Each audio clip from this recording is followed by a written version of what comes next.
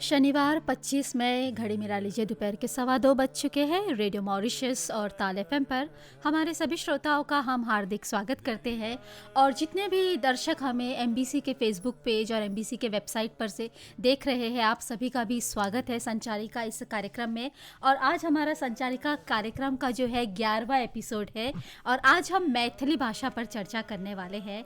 और बहुत सारे हमारे जो श्रोता दर्शक जुड़ चुके हैं इस 1 घंटे के सफ़र में। मैथिली भाषा के बारे में बहुत सारी ऐसी जानकारियाँ आपको मिलेंगी। कभी कभी ऐसा लगता है कि कभी कभी बहुत कुछ जानते हैं, लेकिन जब सुनते हैं तो ऐसा लगता है कि अभी और भी जानना बाकी है। तो आज का भी कार्यक्रम कुछ ऐसा ही होने वाला है। हमारे साथ शशि दुखन जी है। शशि जी, आपका बहुत बहुत स्वागत है। नमस्कार, धन्यवाद। और साथ ही हमारे साथ डॉक्टर शुभांकर मिश्रा जी है, जो वर्ल्ड हिंदी सेक्रेटेरिएट के उप महासचिव है। शुभांकर जी, आपका बहुत बहुत स्वागत हम करते हैं। और साथ ही हमारे साथ मिसेस सविता तिवारी जी है, जो एक लेखिका है और साथ ही फाउंडर है सुलभ संस्कृत क्लास की, जो मॉरिशस में चलाई जाती है। और बहुत सारे बच्चे जो है इस क्लास में भाग लेते हैं और देखकर बहुत अच्छा लगता है।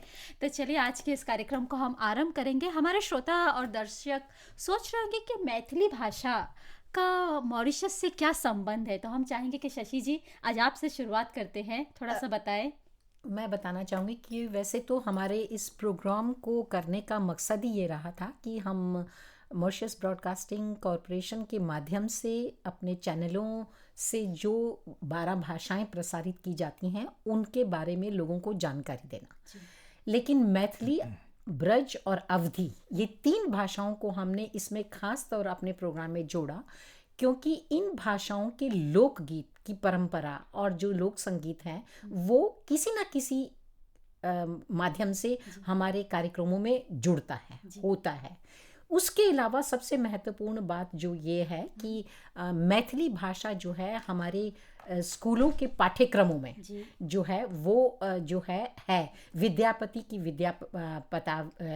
पदावली जो है वो जो है उनके कोर्स में होती है।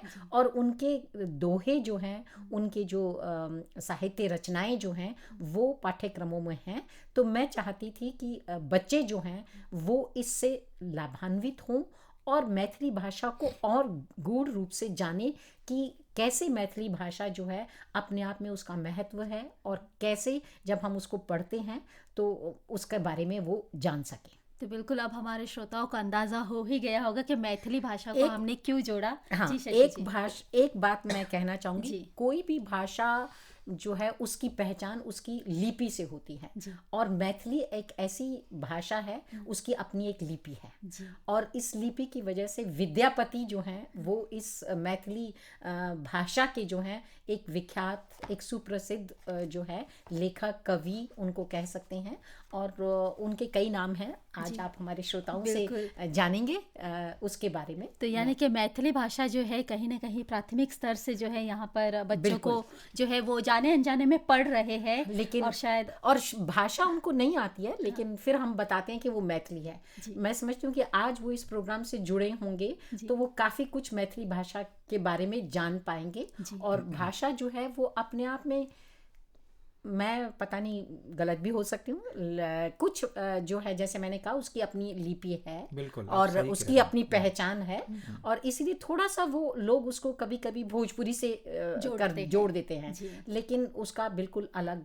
बिल्कुल आपने सही कहा, क्योंकि इस प्रोग्राम की तैयारी के दौरान जब कुछ गाने हमने डाउनलोड किए तो ऐसा लग रहा था कि कहीं भोजपुरी ही तो नहीं हम सुन रहे हैं। हाँ। क्योंकि काफ़ी मिलती जुलती है। तो सविता जी, आपसे जानना चाहेंगे मैथिली भाषा के जो पौराणिक इतिहास है, थोड़ा सा इस पर जानकारी दें। जो पौराणिक इतिहास की जब हम बात करते हैं तो सबसे पहले राजा जनक का नाम याद आता है। ये तो सब जानते हैं। माँ सीता को हम मैथिली नाम से भी जानते हैं। तो ये चाहे आप मॉरिशस में हो, विश्व के किसी भी हिस्से में रहो, आपका मैथिली से कहीं ना कहीं जुड़ाव है। अगर आप राम जी को बोलते हैं, भगवान राम और माँ सीता कहते हैं, तो कहीं ना कहीं आपके मन में ननिहाल वाला भाव आना चाहिए मैथिली को लेके। तो कथा तो यहाँ से शुरू होती है। विदेह नाम भी आप लोगों ने सुना होगा अगर कोई जानते हैं तो, जिसकी देह नहीं होती, विदेह।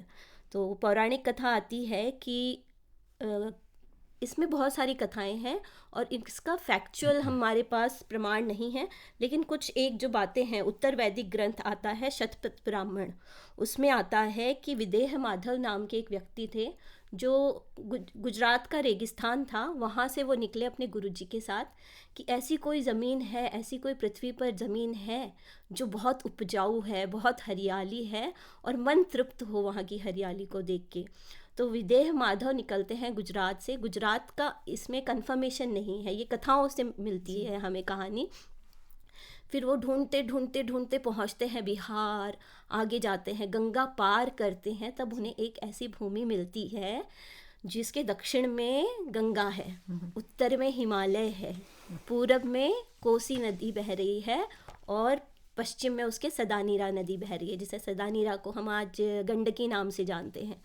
3 तरफ से नदियों वाली और एक तरफ से हिमालय पर्वत वाली नदी देख के मन तृप्त हो जाता है कि इससे बेहतर कोई भी ऐसी धरती नहीं हो सकती जिसमें हरियाली ना हो और जहाँ पे माँ अन्नपूर्णा का वास ना हो। तो हम माँ सीता को भी माँ अन्नपूर्णा की तरह ही पूजते हैं, वहीं पे पैदा हुई हैं वो, तो वैदेही भी कहते हैं हम। तो वहाँ वो अपने राज्य की स्थापना करते हैं विदेह माधव। फिर उनके ही आगे वंश में मिथि का जन्म होता है और मिथि के जन्म से पहले की एक कथा आती है कि उनके पिता थे निमि नाम से उनके पिता थे, तो वो बिना संतान के उनकी मृत्यु हो जाती है। तो अब आगे राज्य कौन संभालेगा, तो उनके जो गुरु होते हैं, आचार्य होते हैं, विद्वानों को बुलाया जाता है कि ऐसा हो गया है। तो वो उन्हीं की जो शरीर है, उनका मृत शरीर, उसी से वो मिथि को पैदा करते हैं।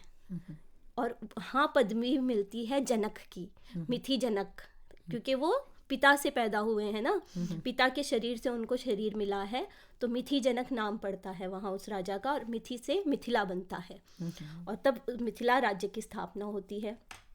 अब मिथि में आगे आते हैं शीरध्वज जनक, जो सीता के पिता थे। जनक एक पदवी है, जो वहाँ का राजा जो भी रहा उसे जनक एक पदवी कही गई।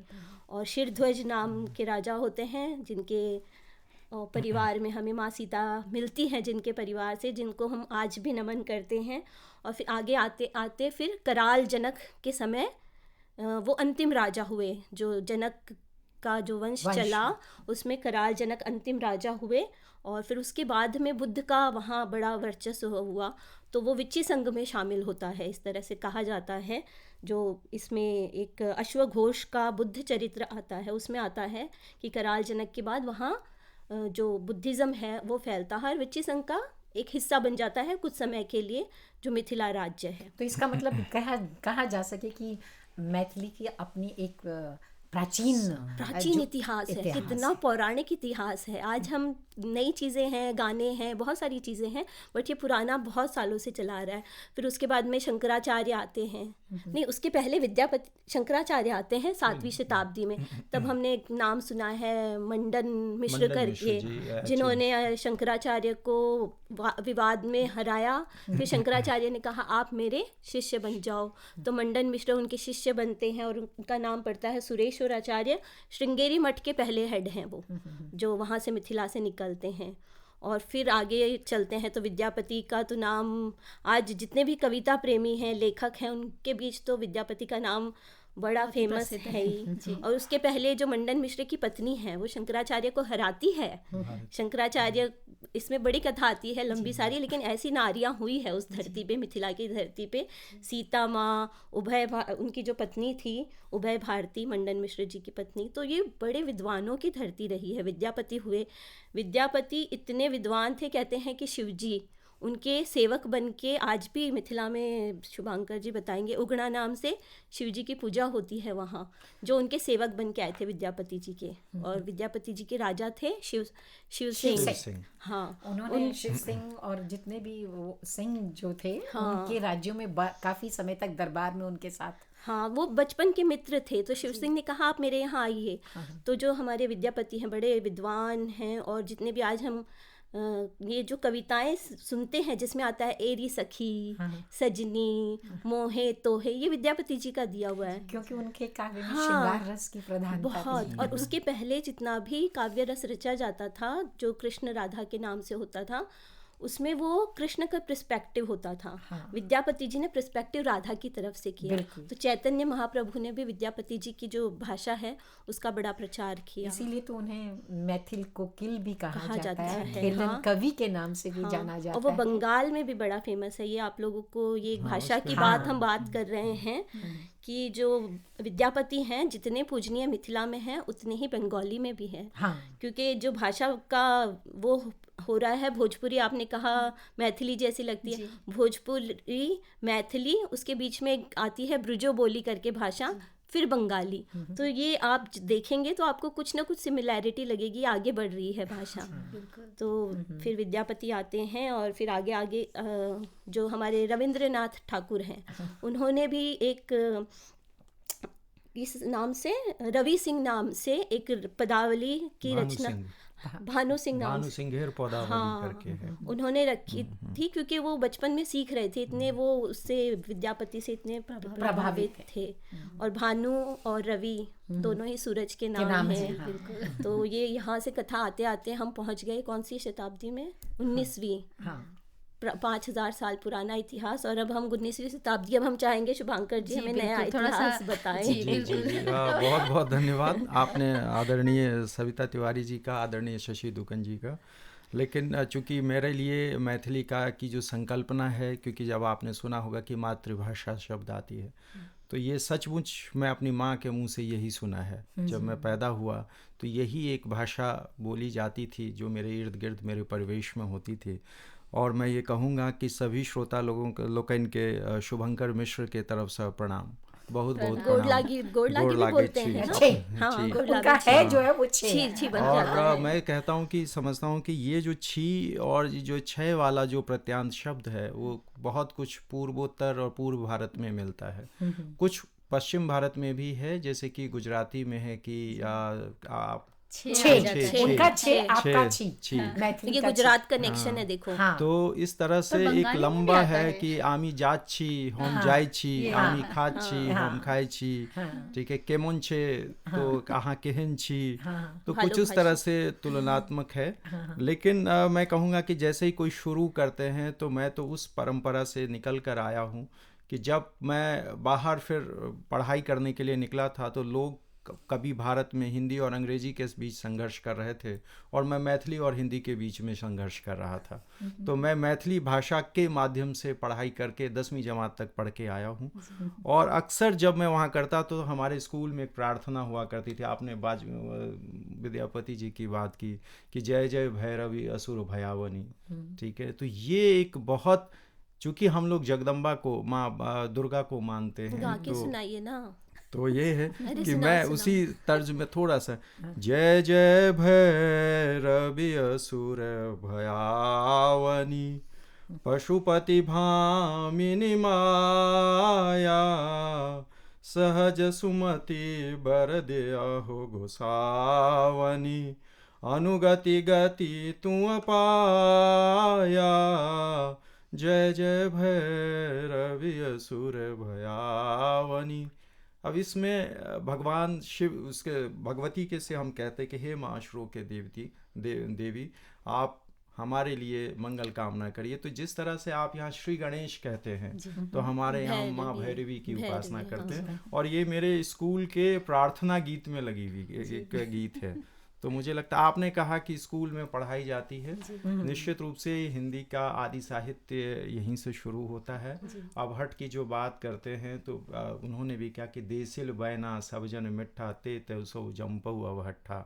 ज्योतिरीश्वर ठाकुर विद्यापति की बात की, आपने कहा कि बंगाल में बहुत प्रसिद्ध हैं। ये पहले कवि ऐसे हैं, विद्यापति की रचना, उनकी सृजन धर्मिता इतनी ऊंची है, पहले कवि ऐसे हैं। न केवल बंगाल, न केवल उड़ीसा और बिहार, ये तीनों एक साथ दावा करते हैं कि विद्यापति हमारे हैं। बिल्कुल। तो ये जो बात है, यही सृजन धर्मिता जो है लेखक की कालजयिता को बताता है। यही उनकी जो है प्रासंगिकता को बताता है।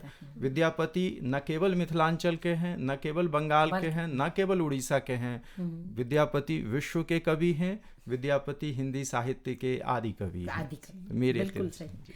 और कहीं ना कहीं भाषा, एक भाषा दूसरे भाषा से मिलती तो उसका रूप ही एक निराला हो जाता है, अनोखा हो जाता है। और कहीं ना कहीं भाषाओं की बात करें तो भाषाओं में लोकगीत काफ़ी प्रचलित है। अभी आपकी जो कथाएं सुनी तो ऐसा लगा कि हम उसमें खो ही गए है ना। तो चाहेंगे थोड़ा सा लोकगीत पर बताएं। ये बहुत ज़रूरी है। मैं समझती हूँ कि कथाओं के माध्यम से, मैं बच्चों के साथ बहुत काम करती हूँ, तो मैं जानती हूँ कि बच्चों को बाकी जितना भी आपने भाषण दिया वो याद नहीं रहेगा, कहानी उनको सुनाई है तो याद रहेगा कि विदेह थे, फिर नैमी हुए, फिर मेथी हुई, फिर जनक हुए। इस तरह से उन्हें सुनाएंगे, याद रहता है, उन्हें जीवन भर याद रहेगा। या किसी गीत में डाल दो, जनक किससे पूछे राम जी से पूछे, जनकपुर की नारी बता दे बबुआ, लोगवा देत काहे गारी बता दे बबुआ। कौन बोलता है राम जी को बबुआ? जनकपुर के ही लोगों में इतनी क्षमता है कि राम जी को बबुआ बोले। भैया हम लोग का लिए तो भगवान राम है वो। मिथिला वालों को इतना अधिकार है राम जी पे। और लोकगीत की आप जब बात कर रहे हैं तो उनका जो लोकगीत है पौराणिक प्रधान है। उनका जो गीत है, विवाह के भी जो गीत होते हैं उसमें आज भी दुल्हा राम होता है। गीतों में दुल्हे को राम बोलते हैं, दुल्हन को सीता कहते हैं, समधी होता है वो जनक होता है, समधन होती है वो कौशल्या होती है उनकी। आज भी वो इसी तरह से संबोधन करते हैं। तो उनका जो लोकगीत है उसमें पौराणिकता झलकती है। हाँ, वो उसको जीते हैं आज भी। आपने सही कहा। हमारे कुछ ऐसे भोजपुरी, मॉरिशन भोजपुरी गीत भी है जो काफी ऐसे मिलते हैं, जिस तरह से आप वर्णन कर रहे हैं। और वो लोग भी जैसी जैसी भाषाएं मिली उनको, जो हमारे पूर्वज आए थे उनसे, और इसी से उन्होंने अपने गीतों को जो है, चाहे भोजपुरी के नाम से जानते हैं, लेकिन उसमें मिथिला, अवधी और ब्रज की कुछ ना कुछ शब्द जो हैं उन्होंने और एक बात मैं यहाँ और ऐड करना चाहूँगा कि अभी हम केवल भारत का परिदृश्य लेके चल रहे हैं, ये नेपाल की द्वितीय राजभाषा के रूप में बिल्कुल है। और चूंकि हमारा जो बिहार का जो बॉर्डर है वो आधा मिथिलांचल के लोग नेपाल में हैं। मुझे याद है कि जब हमारे यहाँ पे, और ये रिश्ता भी होता है, हमारे यहाँ शादियों के रिश्ते भी होते हैं, तो जब कोई एक आदमी उस तरफ शादी करता था तो उस समय बॉर्डर खुल जाता। तो ये एक बड़ी अच्छी बात है, क्योंकि वो पूरा का पूरा जनकपुर नेपाल में है। आज भी नेपाल के तराई में, हंगा में, वहाँ पर सब, यहाँ पर जो है मैथिला की मैथिल भाषा जो है उसका काफी बोलबाला है। और चलिए जानना चाहेंगे, भारत के हम इसमें बात करें, पर विदेशों में बात करें तो ये भाषा कहाँ तक पहुँची है? अगर मैथिली भाषा की बात करें तो विदेशों की यदि आप बात करते हैं तो जहाँ जहाँ देखिए, ऐसा है कि जैसे हिंदी मॉरिशस में है, हिंदी सूरीनाम में है, गिरमिटिया देशों के माध्यम से आई, तो वो वही लक्ष्य है। वो उसी तरह से मैथिली भी दूसरे देशों में भी आई है कि जो डायस्पोरिक क्षेत्र के माध्यम से जहाँ जहाँ भारतवंशी गए, जहाँ जहाँ भोजपुरी वाले लोग गए, जहाँ जहाँ हिंदी भाषी गए, जहाँ जहाँ मैथिली भाषी गए, अपनी भाषा, अपनी संस्कृति, अपनी थाती को साथ लेके गए। क्योंकि जब आदमी अपना देश छोड़ता है तो एक तरह से देखिए तो एक नोस्टैल्जिक होता है, और वो नोस्टैल्जिक जो होता है और होना भी चाहिए। क्योंकि किसी ने ये कहा है कि हिस्ट्री आप नहीं जानते हैं, अपने इतिहास और संस्कृति से नहीं जुड़ते हैं, तो फिर आपका कोई अतीत नहीं कोई भविष्य है। तो हर कोई व्यक्ति जब कुछ करता है तो साथ में अपना अतीत ढूंढता है, अपनी विरासत ढूंढता है। और उसी तरह से हिंदी, मैथिली जो है, जहाँ भी मिथिलांचल के लोग गए हैं उन्होंने इस मैथिली भाषा को, और मिथिलांचल के लोग ही क्यों, जो भोजपुरी भाषी लोगों ने भी मैथिली भाषा का विकास किया। इसमें मैं जोड़ना चाहूँगी कि विद्यापति का बहुत बड़ा योगदान है, क्योंकि हिंदी साहित्य के आदित्य कवियों में, प्राचीन कवियों में से जब वो हैं, तो जहाँ जहाँ पाठ्यक्रम हुए वो उनकी विद्यापति पदावली जो है वो पाठ्यक्रमों में जोड़ी गई, क्योंकि इतने विद्वान वो कवि हुए जिन्होंने संस्कृत, मैथिल और अभट भाषा का जो प्रयोग अपनी रचनाओं में किया है, वो साहित्य के माध्यम से। अब हिंदी भाषा तो विश्व भर में विख्यात है, और उसका पाठ्यक्रम सभी जगह में, कोई ना कोई अंश विद्यापति पदावली का आपको अवश्य मिल जाएगा पाठ्यक्रम में। और इस तहत मैथिल भाषा जो है, मैथिल की भाषा जो है वो विश्वविख्यात हुई। मैं भी जोड़ देती हूँ। हाँ, मैं भी एक चीज़ जोड़ देती हूँ कि हम विश्व में बात कर रहे हैं तो भारत में इसके 17.1 मिलियन बोलने वाले हैं, और जब से ये 2003 में मेरे ख्याल से 8वीं अनुसूची में शामिल हुई है, तब से ये बोली नहीं रही, ये भाषा हो गई है और इसको शामिल किया जाता है जब भी कोई सर्वे होता है आंकड़ों में। तो 17.1 मिलियन बहुत होता है, और विश्व भर में 20.7 मिलियन। तो अब आप सोचिए कि 4 मिलियन जो बचे हुए लोग हैं वो विदेशों में ही हैं, 17 मिलियन, और वो विदेशों के एक हमारे पास भी बैठे हैं सामने। तो कहीं ना कहीं विदेशों की बात करें, जब अपनी भाषा बोलने वाला कोई मिल जाता है तो हम अपनी ही भाषा में बात करते हैं, तब अंग्रेजी फ्रेंच सब भूल जाते हैं। बिल्कुल। और उसमें यही है कि सारी भाषाएं एक है और हिंदी इसकी सामासिक संस्कृति है। यदि आपने हिंदी कहा तो मैं समझता हूँ कि भारत की तमाम भाषाओं का उसमें समावेश है। तो हम चाहेंगे कि यहाँ पर एक प्रश्न लॉन्च कर दिया जाए। काफ़ी समय से अगर हमारे जो श्रोता शुरुआत से जुड़े हुए और सुन रहे हैं, तो हम चाहेंगे कि आप उस कवि का नाम बताएं जिसका नाम बार बार आज इस कार्यक्रम में लिया जा रहा है। वो प्रथम, वो महाकवि जिसका नाम अभी सभी ने लिया बारी बारी से, शशि जी ने लिया, एक दो बार और ले लेंगे। तो उस कवि का नाम बताएं जिन्होंने मिथिला भाषा को आगे बढ़ाने में अपना योगदान दिया है, फिर चाहे वो हिंदी के साथ मिलकर किया हो या अन्य भाषाओं के साथ मिलकर किया हो। तो 40280885 है नंबर हमारा। और चलिए प्रोग्राम को आगे ले जाते हैं। पर्वों की बात करें तो मिथिला इस भाषा से कौन कौन से पर्व जो है जुड़े हुए हैं? लगभग मुझे लगता है कि मिथिलांचल के लोग कुछ अलग पर्व नहीं करते हैं जो भारतीय सभ्यता और संस्कृति से है, लेकिन कुछ अलग पर्व है, जैसे चौड़चन पर्व है जिसको चौठ चंद्र कहते हैं, अनंत चतुर्दशी है जो कि भगवान हरि के अनंत रूप के बारे में चर्चा करता है। तो इसी तरह से, लेकिन त्योहारों के नाम थोड़े बहुत अलग हो सकते हैं, जैसे कि आप मकर संक्रांति कहते हैं, हमारे यहाँ तिला संक्रांति कहते हैं उसको, तिल के लड्डू बनते हैं, लेकिन है वो मकर संक्रांति। तो चूंकि ये हम एक भारतीय सभ्यता और संस्कृति से हैं, हमारे धर्म पर, हमारे भाषा पर जो देखिए तो पूरा समग्र हिंदू साहित्य और जो हमारे जो भारतीय संस्कृति है वो है अलग अलग नाम, चूँकि अलग अलग लोग से आप देखते ही हैं कि जैसे हम कोई खास पर्व मनाते हैं पूरे भारत में अलग अलग नामों से जानते हैं। यही भारत की खूबसूरती है कि हम उनके साथ में तत्व एक हैं। वो कहते हैं ना कि एकम सद विप्राह बहुधा वदन्ति, सत्य एक है, लोग अलग अलग तरीके से बोलते हैं। तो इसलिए है कि तमाम उसी तरह से हैं सब कुछ, लेकिन मनाने के तौर तरीके में थोड़ा सा फर्क हो सकता है, और वो है भी, लेकिन उसके साथ साथ में कमोवेश रूप से वही भाषा है, वही संस्कृति को लेके आगे बढ़ रही है, और उसमें जो तत्व है वो सामासिकता का है, सहिष्णुता का है, और समाज में समावेशिता का, जो इंक्लूसिविटी है उसकी हम बात करते हैं। बिल्कुल। और ये जब जिन जिन पर्वों के नाम शुभांकर जी ने लिए, वो पर्व तो मॉरिशस में भी मनाए जाते हैं। और एक जो हमने छोड़ दिया जो बड़ा प्रसिद्ध त्योहार है छठ। जो छठ जो है आइकॉनिक हमारे लिए अब हो गया है, ठीक है। जैसे आप बिहार का नाम लेते हैं और लिट्टी चोखा आइकॉनिक हो गया है। हालांकि पूरे बिहार के लोग लिट्टी चोखा नहीं खाते हैं, लेकिन उसी तरह से छठ भी मनाना बहुत कठिन है। एक बात शुभांकर जी मैं कहूँ, चोखा की तो नहीं जानती हूँ, लेकिन लिट्टी शब्द यहाँ पर बहुत है, क्योंकि बहुत से लोग अभी भी, मुझे भी पता है हमारे घर में भी लिट्टी जो था वो बनाई जाती थी, और बनाई जाती थी तो घर में खाते थे। लेकिन आज मुझे छोटे हमारे ग्रैंडसन ने पूछा, दादी लिट्टी क्या होता है? मैंने बोला एक दिन हम बनाएंगे तो फिर तुम खाना देखना कैसे। राजस्थान में भी है सेम लिट्टी को बाटी कहते हैं। बाटी सेम लिट्टी है, लेकिन थोड़ा सा अपने अपने उसका रूप जो है अपने अपने तरीके से अलग है। लेकिन यहाँ पर भी खूब अच्छे जो है तरकारी जो होती है, मसाले की तरकारी में साथ लिट्टी जो है बनती है, मोटी सी रोटी जो होती है, सख्त होती है, लेकिन बहुत क्रंची जैसे गोल करके डाल देते थे चूल्हे में। तो यहाँ पर भी लिट्टी लोग खाते हैं। हो सकता है कि वही कि बिहार से जब लोग आए थे तो चोखा कहीं ना कहीं रह गया, लेकिन उसके साथ चटनी जो चलती है और फिर एक सब्जी जो होती है, मसालेदार सब्जी जो होती है, तो वही जो है यहाँ पर भी काफी प्रचलित है। जी, आप कुछ कह रहे थे शुभांकर? नहीं, मैं आप ही की बात को समर्थन कर रहा हूँ कि बेसिकली चूंकि वो एक माइग्रेशन उधर से हुआ है, और जो पहले तो पश्चिम बिहार है है वहाँ से माइग्रेशन ज़्यादा हुआ है।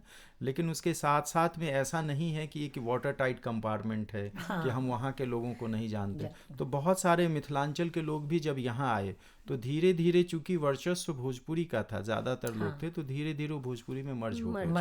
तो ये है कि मिथिलांचल का जो यहाँ पर भी प्रभाव देख सकते हैं वो मर्ज हुआ और इस तरह से एक साझी संस्कृति बन गई। बिल्कुल। तो इस आधार पे मैं इसमें जोड़ना चाहूँगी जो हमारे पूर्व राष्ट्रपति थे माननीय प्रयाग जी, उन्होंने जब अपने रूट्स फॉलो की तो वो मिथिलांचल में ही पड़ता है उनका जो है गाँव। अच्छा। हाँ, तो आज भी कई लोग हैं जो अपने रूट्स ढूंढते हैं तो मिथिलांचल में आता है उनका, झारखंड में आता है, सिर्फ भोजपुरी जो बोलने वाला बेल्ट है वहाँ नहीं। तो मॉरिशस में आया है ये संस्कृति, बस वो उसका प्रभाव थोड़ा ज्यादा हो गया क्योंकि शायद बहुजन उसमें बिहारी थे, तो शायद इसी वजह से उनका प्रभाव हो गया।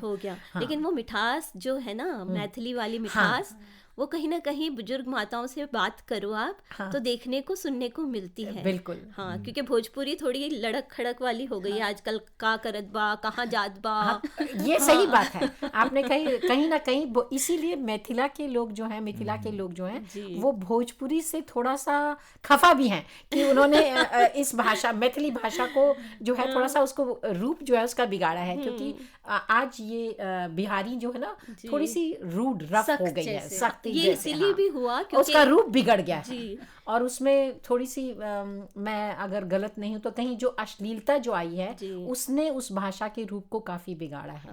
और इसी वजह से मिथिला के लोग जो हैं वो लोग उनको जब बिहारी भाषा से जोड़ते हैं तो शायद उनको अच्छा नहीं लगता है। ये इस वजह से भी हुआ मुझे लगता है कि इधर वालों ने, गंगा पार वालों ने अंग्रेजों को झेला, मुगलों को झेला, वो गंगा पार उधर वाले थोड़े बचे रह गए इनकी बदतमीजियों से, तो वो रूखापन मिलावट कम हुई है। तो वो प्रेम जो हमारा सनातन प्रेम की भाषा थी वो भाव बचा रह गया। मुझे ऐसा लगता है। तो चलिए, और जब भाषा का रूप बना रहता है तो उसी में उसकी मिठास, उसकी जो अपनी पहचान और अस्तित्व होता है वो दिखाई पड़ता है। सच है ये। चलिए एक बार फिर हम हमारे श्रोताओं को जो है आज का प्रश्न याद दिला देते हैं कि एक बहुत ही एक कवि का नाम बार बार लिया जा रहा है, मिथिला भाषा से उनका नाम जोड़ा जा रहा है। तो अगर आप प्रोग्राम को अच्छे से फॉलो कर रहे हैं तो शायद आप उनका नाम जो है मैथिली भाषा के प्रसिद्ध जाने माने कवि का नाम हमें आप बताएं। 40280805 है नंबर हमारा। तब तक हम हमारे शिव जी से कहेंगे हमारे प्लेलिस्ट में जो दूसरा गाना है उसे चलाए, जो दूसरा गाना है। और एक गाने के साथ हम प्रोग्राम को आगे ले जाते हैं।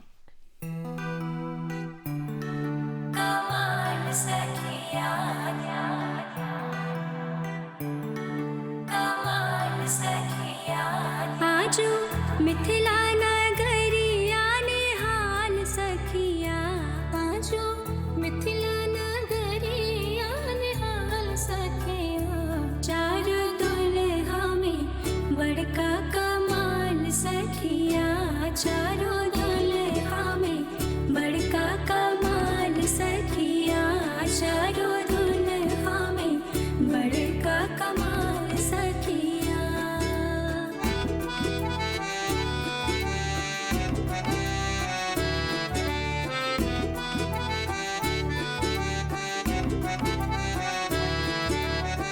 माथे मणि मोरिया कुंडल सोहे कनवा,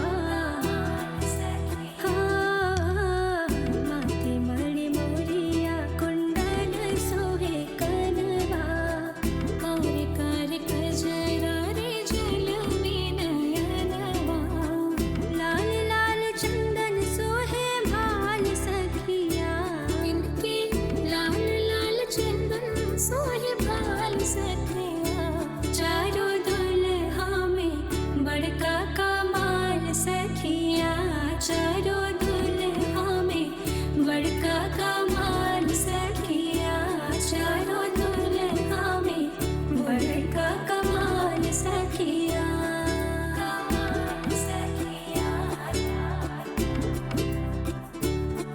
कमाल सखिया। जिक्र लागे जोगी मुनि जप तप कैले,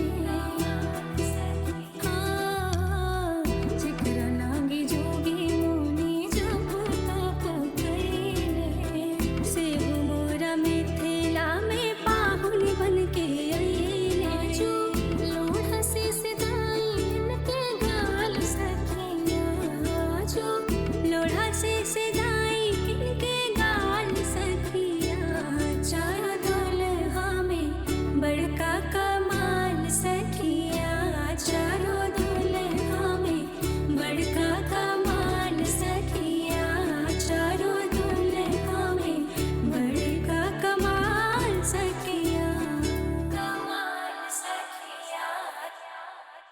दरेरा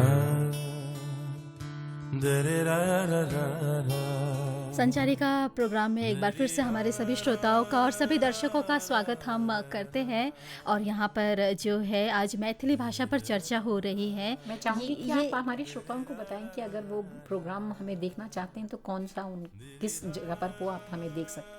वेबसाइट पर हमारे, जी बिल्कुल, और फेसबुक पर लाइव MBC के फेसबुक पेज पर आप हमें देख सकते हैं। और साथ ही MBC का जो वेबसाइट है www.mbcradio.tv पर भी जो है आप हमें देख सकते हैं। और इस वक्त आप हमें रेडियो मॉरिशस और ताल FM पर लाइव सुन रहे हैं। और बड़ा ही सुंदर सा गीत था ये। सुंदर, हाँ। आप एक दो लाइन गाना चाहेंगे सविता जी? ये मेरे ख्याल से मॉरिशस में बहुत लोग तो नहीं, बट मैं इसमें थोड़ा अंडरलाइन करना चाहूँगी। जो हमारी भजन मंडलियाँ हैं जी, वो बहुत एक्सपेरिमेंटल हैं। आज के जो नए बच्चे हैं तो वो ढूंढ ढूंढ के गाते हैं जो नए गाने हैं, और बहुत सारा एक्सपेरिमेंट म्यूज़िक के साथ भी करते हैं। तो मैं उनसे ही कहना चाहूँगी कि जो मिथिला के बहुत मीठे मीठे गाने हैं भोजपुरी से जुड़े हुए, ये आप लोग शामिल कर सकते हैं।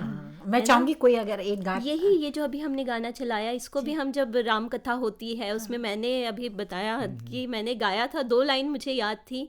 आजू मिथिला नगरिया निहाल सखिया, चारों दुल्हा में बड़का कमाल सखिया। समझ में आता है ना इसका मीनिंग? बिल्कुल, बिल्कुल, है ना? हाँ। तो ये भोजपुरी से बहुत मिलता जुलता है, और इसके गाने जो हैं बहुत मीठे भी हैं, और ये समझ लो मीठी भोजपुरी कह और सकते कहीं हैं ना कहीं इसको। ये जो धुन है यहाँ के भोजपुरी भोजपुरी लोकगीत से से भी बहुत मिलती मिलती जुलती हाँ, है। ये आप लोग वो ध्यान देंगे हाँ। कि वो हल्दी के जो गीत होते हैं वो काफी मिलते जुलते हाँ, हैं। उसमें भी जैसे कि मिलती एक जुलती। शैली है ललनारे। हाँ। तो ललनारे वाली शैली है, मैंने अब फिल्मों में भी देखा है कि लोग उसकी इसको नकल थोड़ा कर सा रहे हैं। फास्ट कर दो ना तो उसमें भी मिलने लगेगा। जो बेदालो तो लेके जाए चुन चुन वही के धुन। मारे। हाँ, थोड़ा सा इसकी बीट्स बढ़ा दो तो वो हमारा आ जाएगा उसमें।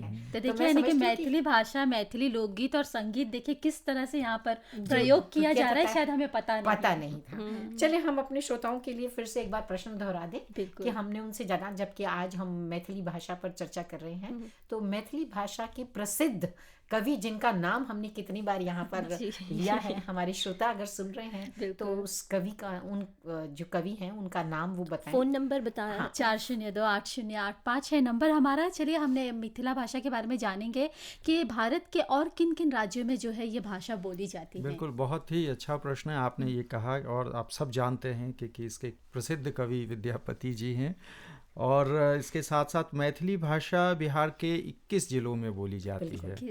तो ये एक बड़ी बात है। जो मधुबनी, जिसमें है मधुबनी, जहाँ से मैं स्वयं संबंध रखता हूँ, दरभंगा, समस्तीपुर, मुजफ्फरपुर, खगड़िया, कटिहार, ये सब सुनने में आपको थोड़ा अभी लगेगा, लेकिन जब आप उनके इतिहास में जाएंगे तो आप ये सारे खाँटी मैथिली के क्षेत्र जहाँ ठेठ मैथिली बोली जाती है वहाँ पे है। जहाँ तक राज्यों की बात है कि ये राज्य से राज्येतर में भी बोली जाती है, जिसमें झारखंड है, उत्तर प्रदेश है, बंगाल है, उड़ीसा है, असम है। और जो भारत से बाहर यदि एक्सक्लूसिवली मैथिली की बात आप करते हैं तो वैसे तो बहुत जगह बोली जाती है, जैसे गिरमिटिया देशों में भी भोजपुरी बोली जाती है, भारत के बाहर बोली जाती है, तो नेपाल में भी बोली जाती है। और नेपाल में भी 7 से 8 डिस्ट्रिक्ट्स जो हाईली कॉन्सेंट्रेटेड हैं, जिसमें है धनुषा है, महोत्तरी है, सिराहा है, सरलाही है। ये कुछ ऐसे नाम मैं आपको गिनाना चाहता हूँ। इसके अलावा भी ये लिस्ट एग्जॉस्टिव नहीं है, ठीक है ना, इंडिकेटिव भर है, और इतनी जगहों पे बोली जाती है। तो कुल मिलाकर के मैथिली का, हिंदी का और भोजपुरी का ये परिदृश्य देखिए। होता क्या है कि ये सारी पहले हिंदी की उपभाषाएं बोली जाती थी, लेकिन बाद में, और लेकिन जब ये उपभाषाओं का दौर था तभी भी ये भारत के केंद्रीय साहित्य अकादमी पे मैथिली में पुरस्कार दिए जाते थे बतौर भाषा के रूप में। स्वयं ग्रेडसन ने भी कहा था कि ये बोली नहीं भाषा है।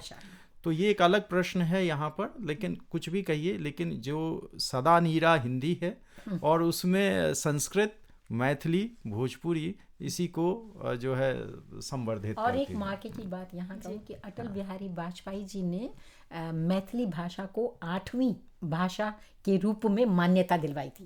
उन्होंने दिलवाई जी, बिल्कुल। हाँ, और इसी तरह से जब किसी भाषा को एक पहचान मिलती है तो स्वाभाविक है उसका लोगों तक पहुंचना, उसके लोगों के प्रति रुचि होना अपने आप में धीरे धीरे बढ़ता जाता है। जैसा कि शुभांकर जी ने बताया कि कितने राज्यों में बोली जाती है, वो इसीलिए जब उसमें विद्वान हो, लेखक हो और फिर उसकी भाषा की मान्यता हो, अपनी एक लिपि हो, तो स्वाभाविक है वो भाषा दिन प्रतिदिन प्रगति करती है, जैसे बिल्कुल, विकास और करती भाषा है। की जैसे प्रगति आपने की बात करें, कहीं ना कहीं भाषा आगे बढ़ रही है करके तो आज इस भाषा पर हम जो है चर्चा चर्चा कर कर रहे रहे हैं। इस जगह ये भी प्रसंग है कि रविंद्रनाथ टैगोर, जो कि आपने भी कहा, बहुत प्रभावित थे जी और इसीलिए उन्होंने भानु सिंघेर पदावली के जो जिक्र आया था उसके आप जानते हैं कि रविंद्रनाथ जी इतने बड़े लेखक थे कि उनको नोबेल पुरस्कार मिला था, और वो लेकिन तब मिला था जबकि उसका अनुवाद अंग्रेजी में हुआ था। तो लेकिन फिर भी आप देखिए कि आज भी पूरी की पूरी दुनिया रविंद्र संगीत की दीवानी है। बिल्कुल। तो जब इतने बड़े लेखक, कितने बड़े कवि विद्यापति की रचना से प्रभावित थे और उनकी रचनाओं पर भी इसका प्रभाव दिखता है। चलिए, एक श्रोता है, हम उनको मिलते हैं। हमने प्रश्न पूछा था कि मैथिली भाषा के प्रसिद्ध विख्यात कवि जो हैं, जिनकी चर्चा हमने कितनी बार की है, जी, उनका नाम बताए। तो चलिए पहले श्रोता से मिलते हैं। हेलो, नमस्कार। 402808 है नंबर हमारा। नमस्ते। आपका स्वागत है जी। थोड़ा सा अपने रेडियो के वॉल्यूम को कम कर दीजिए ताकि हम आपकी आवाज़ को अच्छे से सुन पाए। हाँ, कहें कर दिया। आपका अपना नाम बताएं। मेरा नाम लेखरानी है।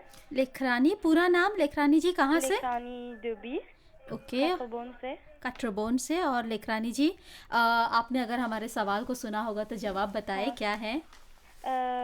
जवाब है महाकवि विद्यापति। चलिए, आपके जवाब बहुत को अच्छा। हमने नोट मेरे को किया लग है। रहा है कि आप छात्रा हैं। हाँ। हिंदी में कौन सी कक्षा में हैं आप, हिंदी की? मैं हिंदी नहीं पढ़ती। अच्छा। पहले पढ़ती थी। अच्छा। मैंने मध्यमा किया। हाँ, तो उसमें भी मध्यमा तक किया है, उसमें भी विद्यापति की पदावली है। हाँ। हाँ, उसके अंश हैं, बिल्कुल। और अच्छा लगा आपसे सुनकर कि कहीं ना कहीं आपको विद्यापति जी का नाम जो है याद रहा। जी। हाँ। और ऐसे यंग लिसनर्स जब हमारे साथ जुड़ते हैं तो एक बहुत अच्छी बात होती है। लगता है कि हम अपने लक्ष्य को प्राप्त कर रहे हैं। कहीं ना कहीं भाषा को आगे बढ़ाने का हमारा मकसद ही यही है कि आजकल की जो नई पीढ़ी है वो भी अपनी भाषा को समझे और जाने। मैं यहाँ पर यही बताना चाहूँगी, मध्यमा से लेके उत्तमा तक जो है हिंदी साहित्य में हमारे इन कवियों के अंश जो है, उनकी पदावलियाँ जो हैं वो हैं। इसीलिए बच्चे जो हैं उनसे जुड़ते हैं और उम्मीद है कि हमारे और भी छात्र जो है इस प्रोग्राम के माध्यम से जानेंगे। धन्यवाद आपको। धन्यवाद। और चलिए यहाँ पर अन्य श्रोता भी, जो एक और श्रोता है, चलिए उनसे मिलते हैं। हेलो, नमस्कार। हेलो जी, नमस्कार। नमस्कार, आपका स्वागत है। अपना नाम बताएं। मैं इंद्रानी हूँ लेस्कालजे से। इंद्रानी जी, बताइए क्या जवाब है आपके पास? मेरी जवाब है विद्यापति। चलिए, आपके जवाब को हमने नोट कर लिया। और इंद्रानी जी हर सप्ताह भाग लेती है। इंद्रानी जी, आप कुछ विद्यापति के बारे में जानती हैं? बहुत कुछ तो नहीं जानती हूँ, लेकिन जानती हूँ मैथिली और संस्कृत भाषा के लेखक हैं। अच्छा, उन्होंने अपनी रचनाएं मैथिली और संस्कृत में भी की हैं। जी, बहुत अच्छा। चलें, तो धन्यवाद इंद्रानी जी, धन्यवाद। साथ जुड़े रहिए, बताएंगे कि सही जवाब क्या है। एक और श्रोता है, चलिए उनसे मिलते हैं। हेलो, नमस्कार जी, आपका स्वागत है। कौन बोल रही है? राधा। हाँ, हम आपको सुन रहे हैं। राधा बताइए। हाँ। मैं मुनेश्वरी बागोबी। अच्छा, मुनेश्वरी जी, आपका स्वागत है। और बताइए आपके पास क्या जवाब है? जी, महाकवि विद्यापति जी। और कहाँ से बोल रही हैं आप मुनेश्वरी जी? मैं मोचदा से बोल रही हूँ। अच्छा, तो मुनेश्वरी जी, आपने कहीं विद्यापति के बारे में पढ़ा है? जी, पहले बहुत साल पहले जब मैं हिंदी पढ़ती थी तो मैंने भी पढ़ा है। अच्छा, कुछ उनके बारे में, उनकी पदावली के बारे में कुछ आपको याद है, स्मरण है? उनकी कविता बहुत ही रोचक होती थी। और खासकर जो उन्होंने कृष्ण और राधा जी पर यही रचना बहुत गुनगुना दीजिए। अगर आपके पास कुछ है तो गुनगुनाइए, क्योंकि मैं तो 7 साल की हो चुकी हूँ, मैं अच्छा, बहुत पहले चले जब कई हिंदी पढ़ती मुझे थी, अच्छा अब तो लगा कि याद आपको नहीं है। आज तक भी स्मरण है जी। कि उन्होंने राधा हाँ, लेकिन कृष्ण स्मरण यादें है। ताज़ा हो गई। हाँ, जी। इसीलिए कई हिंदी साहित्य के बहुत बहुत धन्यवाद मुनीश्वरी जी जी, आपको। आप लोगों को भी और बहुत बहुत धन्यवाद। इसीलिए हमारे कई आलोचक जो थे हिंदी जी। साहित्य के, उन्होंने विद्यापति को श्रृंगारिक कवि भी कहा, क्योंकि उन्होंने राधा कृष्ण में राधा की जो छवि जो श्रृंगार रस से भरी हुई है जी। उसका वर्णन किया है। लेकिन वे सिर्फ श्रृंगारिक कवि नहीं थे, भक्त कवि भी जी, थे। एक और श्रोता है, चलिए उनसे हाँ। मिलते हैं। हेलो, नमस्कार, हेलो, नमस्कार। आपका स्वागत है जी। कौन बोल रही है? मैं गाँव से देवी बोल रही हूँ। देवी जी। और देवी जी अपना पूरा नाम दीजिए तो। श्रीमती बंधु अच्छा जी, और बताइए जवाब क्या है देवी जी? जी, कवि विद्यापति जी। बिल्कुल सही कहा आपने। और विद्यापति के बारे में आप कुछ जानती हैं या कहीं आप? मैं हिंदी पढ़ती थी, अब थोड़ा सा भूल गई हूँ। मैं अच्छा, भी कोई बात बैठक नहीं, ये अच्छा लगा जाती सुन थी। के कि मैंने यही कहा आप कि तो बहुत अच्छी हिंदी बोल रही है, बोलती कहाँ हैं। भूल गई हैं? हाँ। हम आपको याद दिलाते रहते हैं एमबीसी के द्वारा। जी, हाँ। और दूसरी मैं बात प्रथमा तक पढ़ी हूँ। अच्छा, तो देखा कि हमारे पाठ्यक्रमों में जो विद्यापति पदावली जो है उसके हर बार अंश बदलते रहते हैं, जब 3 साल के बाद सिलेबस बदलता है। लेकिन उनके जो है विद्यापति की पदावली जो है वो हमेशा उसमें शामिल रहती है। तो बहुत बहुत धन्यवाद देवी जी। जुड़े रहिए सभी श्रोता जिन्होंने भाग लिया, थोड़ी देर में बताएंगे कि सही जवाब क्या है। तब तक अन्य श्रोता भी अगर इस क्विज में भाग लेना चाहते हैं तो आप हमें 402-8085 पर कॉल कर सकते हैं। ये जो प्रोग्राम है SBI मॉरिशस की ओर से स्पॉन्सर्ड है और जीतने वाले को SBI की ओर से एक बहुत ही इंटरेस्टिंग गिफ्ट जो है दिया जाएगा। चलिए प्रोग्राम को आगे ले जाते हैं, बात करते हैं मॉरिशस भाषा, मॉरिशस में मैथिली भाषा के बारे में थोड़ी सी जानकारी दी। अभी तो हमें सुनने को मिला ही है कि जो भी हिंदी पढ़ते थे कहीं ना कहीं किसी ना किसी रूप से जो है मैथिली से जो है उनका जुड़ाव रहा है। मैं कहूँगी जितने भी जो हिंदी प्रचारिणी सभा के माध्यम से जो हिंदी की पाठशालाएं चलाई जाती हैं उसमें प्रथमा से लेके उत्तमा तक सभी कक्षाओं में कहीं ना कहीं मैथिली भाषा की कविताएं या मैथिली पदावली जो है विद्यापति पदावली जो है वो उसमें शामिल हैं। और इसकी वजह से हमारे छात्र जो हैं कहीं ना कहीं मैथिली भाषा से जुड़े हुए हैं। बाकी रेडियो के और टेलीविज़न के माध्यम से लोकगीत, लोक संगीत जो है जो मैथिली भाषा में है, पर्वों का कुछ जुड़ना वो भी आज हमारे समाज में देखा जा सकता है। इस तहत स्थानीय तौर पर अगर हम देखें तो मैथिली भाषा से वो जुड़ते हैं। जैसे आपने कहा जाने अनजाने, चाहे उनको पता नहीं है लेकिन वो उससे जुड़े हुए हैं। सविता जी कुछ जोड़ना चाहेंगे इस पर? मैथिली जो भाषा है मॉरिशस में, मुझे ये सही बताया आपने कि इस इनके जो दोहों के माध्यम से ये सबसे बड़ी सशक्त बात है। तो इसी में मैं तो यही कहना चाहूँगी कि पेरेंट्स को भी थोड़ा इंटरेस्ट लेना चाहिए इस भाषा में, क्योंकि जो बच्चा जो पढ़ रहा है उसमें अगर आप कुछ कंट्रीब्यूट कर पाएँ तो ये बच्चे के लिए भी अच्छा है। बच्चा आगे जाके इस पर काम भी कर सकता है, आगे जाके सब्जेक्ट को और भविष्य में ले जा सकता है। मॉरिशस में भी संभावनाएं बढ़ सकती हैं। एक अगर बच्चे के पास करियर ऑप्शन बढ़े तो बहुत ही अच्छी बात है। मैं यहाँ पर ये जानना चाहूँगी कि हमारा हिंदी साहित्य जो है वो एक ऐसा साहित्य जिसमें हमारे पुराण, हमारे ग्रंथ जो हैं धार्मिक ग्रंथ वो खुद ब खुद जुड़े हुए हैं। उसके लिए हमें एक अलग से धार्मिक शिक्षा की आवश्यकता नहीं पड़ती है। अब देखिए रामायण, महाभारत, इस तरह की पदावलियां जिसमें लोक संगीत परंपराएं जो हैं वो जुड़ी हुई हैं। तो अगर वो अपने साहित्य को जानते हैं, पढ़ते हैं तो वो खुद ब खुद अपनी संस्कृति से, अपने धर्म से खुद ब खुद जुड़ जाते हैं। जैसे कि और हमारा साहित्य जो है वो किसी रोजी रोटी के लिए नहीं है कि उससे हमें काम मिलेगा, नहीं। अगर वो हम अपने हिंदी साहित्य को पढ़ते हैं तो उसमें हमें अपने एक तो जीने की कला, अपने धर्म, अपनी संस्कृति, अपने व्यवहार, जिसका कि आज कहीं ना कहीं कमी होती है। इसीलिए बच्चे जो हैं आज कहीं ना कहीं जब हम कहते हैं ना जुड़े, अगर वो सिर्फ इन प्राथमिक जो प्राइवेट कक्षाएं चलाते हैं अगर उनसे भी वो जुड़ते हैं ना तो कहीं ना कहीं एक ना एक दिन इन ये जो हमारी संस्कृतियां हैं, भारत की विभिन्न संस्कृतियां जो हैं उनसे जुड़कर कहीं ना कहीं आज कहीं भी हम चले जाएं तो बड़े बड़े मंचों से बड़े बड़े विद्वान लोग जो एग्जाम्पल उदाहरण देते हैं वो कहीं ना कहीं रामायण महाभारत इन विद्यापति की पदावलियों से लेकर ही देते हैं। देखें, विद्यापति ने भी राधा कृष्ण का ही वर्णन किया है, और राधा कृष्ण कौन है? हमारे आराध्य हैं, और उनका वर्णन, नखशिख वर्णन जो उन्होंने किया है, बहुत ही उम्दा। अगर आप पढ़ें उनका वर्णन, श्रृंगारिक कवि होने के नाते।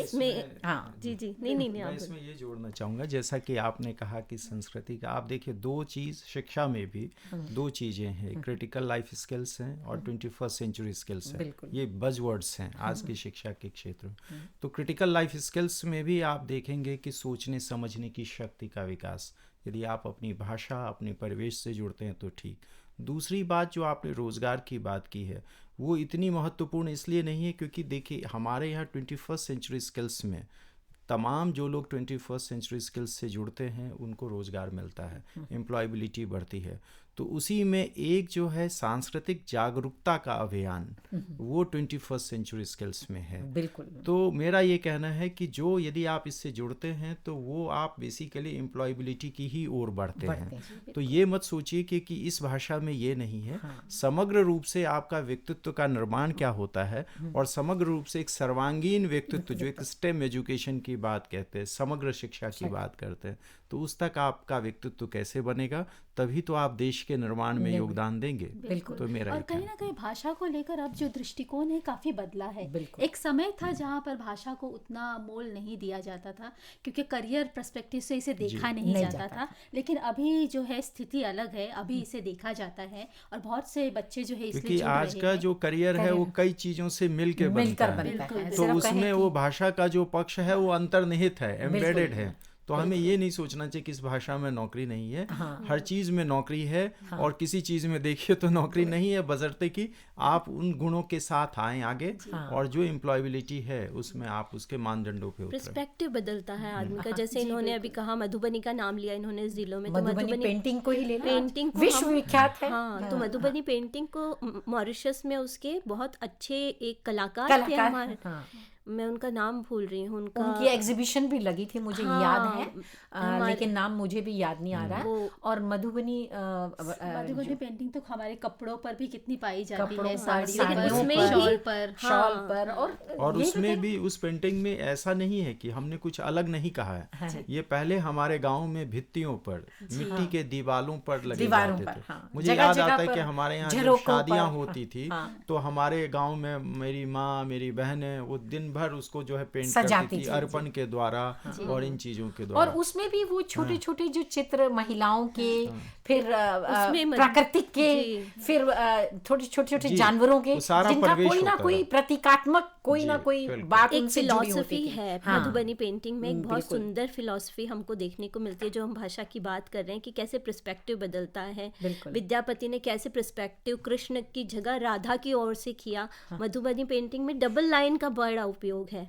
वो डबल लाइन दिखाती है कि दो विचारधाराएं एक साथ चल सकती हैं। ये उसकी बेसिक फिलॉसफी है। तो हर चीज़ में जो मिथिला से, पेंटिंग से, जो दरभंगा आपने बोला, दरभंगा भी एक बहुत बड़ा शहर है। उसका वो उससे कहते हैं द्वार बंग, मतलब वो द्वार है बंगाल का। वहां से आगे जब भाषा जाएगी तो वो बंगाल की तरफ झुकती जाएगी। जब इसीलिए आपने शुरुआत में बताया कि बंगाल की तरफ भी काफी इसका। ये बात आपने बड़ी अच्छी कही कि दो रेखाओं का क्या महत्व, यानी हम समानांतर चल सकते हैं लेकिन विरोध नहीं है। बिल्कुल, आप अपनी जगह सही हैं, मैं अपनी जगह सही। और अक्सर मधुबनी पेंटिंग्स में, उसमें चित्रकारी में आप देखोगे कि राधा कृष्ण के चित्र बहुत दिखाई देते हैं, और कहीं ना कहीं आज के समय में सिखाती है ये भाषा। आज के समय में हम इक्वालिटी की बात करते हैं, पर कहीं ना कहीं ये सारी चीजें तो पहले से है। देखिए हमारे पेंटिंग्स में भी ये सारी चित्रों में आप देख सकते हैं, और उसको सजीव चित्र। और जैसे इन्होंने कहा माँ करती थी, बहन करती थी, ये माँओं ने सिखाया है अपनी बेटियों को कि अपनी विचारधारा पे खड़ी रहना, कभी कमजोर नहीं हो, तुम बराबर हो पुरुष के साथ में रहना। ये और जैसे होई वगैरह होती थी तो उसमें मेरे को पता है माँ जो है छोटा सा चित्र बनाकर दीवार पर दीवार पे लगाती थी चिपकाती और थी, उसी पर जी। पूछती थी हुई माता, उसके बराबर हाथ पाँव जी। जो होते थे वो हुआ चलिए, करते थे। विद्यापति जी का नाम आपने ले ही लिया, तो हम बता दें कि आज के हमारे प्रश्न का जवाब भी यही है कि और सभी तकरीबन बिल्कुल, हमारे सभी और लगभग सभी के सभी जो है जवाब जिन्होंने सही। भी भाग लिया सही जवाब दिया। लेकिन हम यहाँ पर जो है लकी ड्रॉ के बाद जो नाम आया है वो है लेकरानी दोबी का, कैट्रोबोन से है। तो लेकरानी दोबी जी, आपको बहुत-बहुत बधाई। बधाई। और आपको एमबीसी आना होगा सप्ताह के दौरान, मंडे से फ्राइडे के बीच दिन के 10 से 3 बजे के बीच अपने आईडी के साथ अपने गिफ्ट को कलेक्ट करने के लिए। और आज आप एक स्टूडेंट के हैसियत से जैसे भाग ले रहे, तो आशा करते हैं आप अपनी भाषा, आप संस्कृति से जो है जुड़े रहे और औरों को भी जो है प्रेरित करें अपनी भाषा से जुड़े रहने के लिए। चलिए, समय बहुत कम है और अभी भी बोलने के लिए बहुत कुछ है, जानने के लिए बहुत कुछ है। भाषा की प्रगति पर थोड़ा सा अगर आप पॉइंट्स। बिल्कुल, ये बड़ा था क्योंकि मैं भी यही कह रहा था, विद्यापति पे हमने खूब चर्चा की है, लेकिन बाद के साहित्य में मुझे लगता है कि वो एक बड़ा संसार है। नाटकों के माध्यम से हुआ है, चाहे फिल्मों के माध्यम से हुआ है, या फिर जो लेखनी के माध्यम से, तो उनमें मैं एक नाम ज़रूर जोड़ना चाहूँगा क्योंकि मैं उनका बहुत बड़ा मुरीद हूँ, डॉक्टर हरिमोहन झा। हरिमोहन झा की रचनाएं जिन्होंने आपने सुना होगा, खटर काका का तरंग हिंदी में भी है, और उनके बारे में ये तथ्य है कि वो जिस भी चीज़ को कहते हैं भारतीय दर्शन के माध्यम से उन्होंने जीवन के जिन पक्षों को, समाज में जिन पक्षों को उकेरा है वो महत्वपूर्ण है। मैं एक प्रसंग छोटा सा बताऊंगा कि 3 गुण हैं, सत्व, रजस, तमस, और इन 3 गुणों को खटर काका के तरंग में उन्होंने बताया कि देखिए, चूड़ा, दही और चीनी, चूड़ा दही वहाँ का प्रसिद्ध भोजन है, तो गुड़, हाँ, तो वहाँ पे ये क्या कि जैसे कि जब चूड़ा सामने, तो चिड़वा जिसको यहाँ पे बोलते रखते हैं, तो कहते हैं आँख के आगे अंधकार छा जाता है, ठीक है, लेकिन जब उस पे दही डालते हैं तो फिर जो है आँख के आगे उजाला आ जाता है और जब जैसे ही चीनी उस पे पड़ती है तो फिर आप खाने को चंचल हो जाते हैं। तो वो कहते हैं कि सत्व जो है रजस और तमस इज चूड़ा, सत्व इज दही, और तमस जो चंचल जो है रजोगुण जो है वो जो है चीनी में है। तो आप ये देख सकते हैं कि भोजन के आधार पे भारतीय दर्शन के इतने गूढ़ को समझाने के लिए यही क्रिटिकल लाइफ स्किल है। तो मैं समझता हूँ कि ऐसे साहित्य और ऐसे सर्जकों को मेरी ओर से तो नमन है, और मुझे लगता है कि उन सब व्यक्ति को, आज तो सब कुछ अनुवाद के माध्यम से उपलब्ध है, हमें ज़रूर उस भारतीय परिवेश को समझने के लिए पढ़ना ज़रूर चाहिए उन सबको। जी, चलिए, ये तो बात हुई थोड़े से ये भाषा की प्रगति के बारे में। कहीं ना कहीं जानना चाहेंगे कि फिल्मों पर जो है मिथिला भाषा का कितना प्रभाव पड़ा है। फिल्मों पे भी प्रभाव पड़ा, हालांकि ये बड़ा व्यावसायिक प्रश्न है क्योंकि चीज़ें वही चलती हैं जो कमाती हैं जी। लेकिन जहाँ तक ये संस्कार संस्कृति से प्रश्न है, तो जैसे भोजपुरी फिल्म इंडस्ट्रीज़ का आप देख रहे हैं कि वैसे ही ये है, और अब काफ़ी हद तक मैथिली में भी फिल्में बनाई जाती हैं। जहाँ तक मुझे पता है कि कम से कम सैकड़ों फिल्म मैथिली में बन चुकी है। एक खुशखबरी ये है कि उसमें एक राष्ट्रीय मखाना, मैथिली मखाना, जिसको कि राष्ट्रीय पुरस्कार से भी नवाजा गया है, जीआई टैग में शामिल हुआ है, जीआई टैग में भी शामिल हुआ है और उसमें लिया गया है। मॉरिशस में खूब खाया जाता है मखाना, मैं बताना चाहूँ, खूब आजकल बहुत बिक रहा है, हेल्थ सुपर फूड के रूप में बहुत पॉपुलर हो रहा है। मतलब हमारे गांव में नहीं, अब तो ये चल भी पड़ा, जिस चीज को हम पहले छोड़ चुके थे अब उसको हम खा रहे हैं। आपने चीड़े और दही की बात की, ये तो एक समय था कि जब पेट को ठंडा करने के लिए लोग मुझे याद है कि जो मड़वा, जिसके हमारे गांव में हम लोग आम आदमी का भोजन होता था, वो आज रागी के नाम से काफी महंगा बिक रहा है और ऑर्गेनिक के नाम पे खूब बिक रहा है। तो ये चीज है कि ये हमारी संस्कृति में थे, क्योंकि जिस तरह से आप कहते हैं मड़वा का आटा इतना प्रसिद्ध हुआ करता था कि बचपन, समझिए कि मेरा बचपन का बहुत बड़ा भाग उससे खाते हुए बीता है। लेकिन आज मुझे लगता है कि वो इतना उपयोगी और पोषक था, जो कि हमने अब छोड़ दिया लगभग, लेकिन इतना उपयोगी और पोषक है। तो यही एक वजह है कि मुझे लगता है कि जैसे खान पान के माध्यम से, फिल्मों के माध्यम से और तमाम चीज़ें, पहले जैसे कि हमने ये कहा कि उसमें केवल पौराणिकता का, जैसे सविता जी ने कहा पौराणिकता का प्रश्न था, बीच में समाज सुधार की बात आई, और फिर बाद में जो जागरूकता का प्रश्न था, जैसे मखाना के बारे में, जीआई टैग के बारे में बातें, तो उन तमाम मुद्दों पे मैथिली में भी फिल्में बन रही हैं और उम्मीद करता हूँ कि आगे इसी तरह से बनती रहेगी। यूट्यूब पे बहुत सारे प्रोग्राम्स आ रहे हैं, आप विद्यापति के गीतों को उसी टोन के साथ प्रस्तुत करने में रजनी पल्लवी जी का नाम बेहद प्रसिद्ध है। आप मैथिली ठाकुर मैथिली जो ठाकुर एक है, यंग आप इन गायिका है, दोनों के कितनी लोगों के प्रसिद्ध करिए है। तो जो रजनी पल्लवी हैं उनकी फैन फॉलोइंग काफ़ी है। काफी और उन्होंने केवल काम कितना किया कि जो ट्यून जैसा था उसको वैसे उसी ही ट्यून बरकरार में रखते थोड़े हुए। से शास्त्रीय संगीत के साथ गाया। एक बड़ी सेवा है हाँ, भाषा इस पर मैं के जोड़ना विकास में। चाहूँगी। अभी इस भाषा के बारे में जब हम जानकारी हासिल कर रहे थे तो जब गाने ढूंढने की बारी है, जितने भी पॉपुलर गाने मैथिली भाषा में मिले हैं सभी अभी के जो यंगस्टर्स है उन्होंने गाया है। मतलब कि छोटे छोटे रील्स बनाकर वो लोग यूट्यूब पर और अन्य उदित सोशल मीडिया नारायण- पर डाल हाँ, रहे हैं। उदित नारायण जो हैं वो भी वहीं से है, मिथिला जी, से हैं। जी। उन्होंने बहुत गाने गाए हैं। एक उनका बहुत ही प्रसिद्ध हमर गाना, मन का गाँव हमर में मन अभी के आएगा। गाँव में ईशोर भोगली। आजकल के जो बच्चे हैं वो रील्स बना बना के डालते हैं और इस कहीं ना गानों कहीं के। ये अब एक साधन बन गया है उनके लिए, एक कमाई का जरिया बन गया है। तो कहीं ना कहीं मैं ये कहना चाहूँगी, मुझे पता है समय आप देख रही हैं, समय का बहुत कम है, कि अपनी भाषा के अलावा भी हमें अन्य भाषाओं में दिलचस्पी, रुचि दिखाकर भाषाओं की संस्कृति जो है उसको जानना बहुत ज़रूरी है। जितनी भी भाषाएं आप जान सकें वो आपके लिए अपना एक प्लस पॉइंट हो सके। मैं और जोड़ना चाहूँगा कि हमारी सारी भाषाएं अपनी भाषा है। बिल्कुल। मैं बेशक मैथिली भाषी हूँ, हमें हर भाषा के प्रति सहिष्णुता का दृष्टिकोण रखिए, क्योंकि हम एक समावेशी समाज में रहते हैं और ये तमाम भाषाएं हमें समृद्ध कर रही हैं, हमें हमारा प्रगति का राह मजबूत कर रही हैं। बिल्कुल। तो बिल्कुल इसी तर्ज के साथ ज़रूर आगे बढ़ें। मैं भी आप जोड़ना चाहती हैं? हाँ, मैं भी जोड़ देती हूँ इसमें कि मैं पहले तो शशि जी का, सुमिका और एमबीसी का धन्यवाद करना चाहूँगी कि इस कार्यक्रम के लिए मुझे बुलाया। मैं मिथिला से नहीं हूँ, लेकिन एक हफ्ते से मैं मैथिली हो गई हूँ। हाँ, इसी सिर्फ कार्यक्रम की तैयारी के लिए, मतलब मुझे भाषाओं से तो ऐसे ही प्यार हो जाता है, लेकिन ये भाषा इतनी विशेष है कि अगर आप सच में आप इसके गाने सुनो, इसका इतिहास पढ़ो, इसके जो लोकगीत हैं उनको सुनो तो आपको वाकई में प्रेम हो जाएगा। हाँ, और ये पर्सपेक्टिव चेंजिंग के लिए बहुत ज़रूरी है। जो अगर आप सोचते हैं कि आपको नज़रिया बदलना चाहिए कहीं ना कहीं, तो एक मिथिला जाके आप संसार को अलग दृष्टि से देख सकते हैं। चलिए इसी के साथ आज के कार्यक्रम के अंत तक आ गए हैं। शशि जी आपका बहुत बहुत धन्यवाद।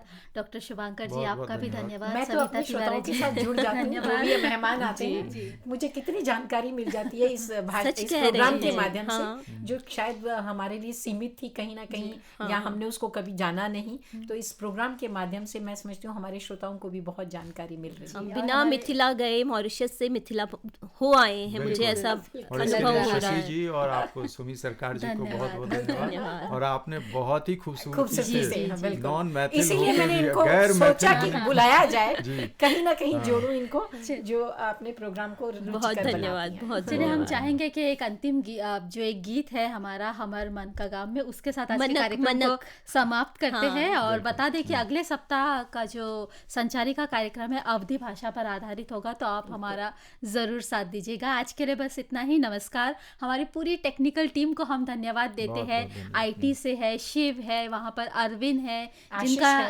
आशीष है, रत्ना है, सभी को धन्यवाद देते हैं। आज सभी के सभी यहाँ पूरा एक घंटा खड़े रहे और जिन्होंने जो है प्रयास किया कि हमारा प्रोग्राम जो है लाइव सही तरीके से चल पाए, तो आप सभी का बहुत बहुत धन्यवाद। नमस्कार। बहुत बहुत धन्यवाद। सबको नमस्कार। नमस्कार।